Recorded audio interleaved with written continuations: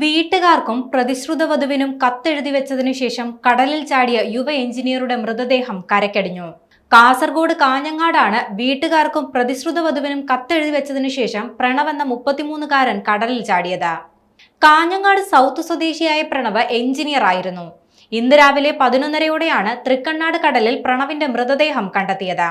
പ്രണവിന്റെ വിവാഹം നേരത്തെ തന്നെ നിശ്ചയിച്ചിരുന്നതാണ്. പ്രണവിന്റെ ആത്മഹത്യയുടെ കാരണം വ്യക്തമല്ല. ബാംഗ്ലൂരിലെ പ്രമുഖ IT കമ്പനിയിലെ എഞ്ചിനീയർ ആയിരുന്നു പ്രണവ്. കഴിഞ്ഞ കുറെ മാസങ്ങളായി പ്രണവ് വർക്ക് അറ്റ് ഹോമായി വീട്ടിൽ തന്നെയായിരുന്നു. വ്യാഴാഴ്ച വൈകുന്നേരം 7 മണി മുതലാണ് പ്രണവിനെ കാണാതായത്. തുടർന്ന് ഇത് സംബന്ധിച്ച് പിതാവ് ഹോസ്ദുർഗ് പോലീസിൽ പരാതി നൽകിയിരുന്നു. പിന്നാലെ പോലീസ് കേസെടുത്ത് പ്രണവിനായി അന്വേഷണം ആരംഭിച്ചു.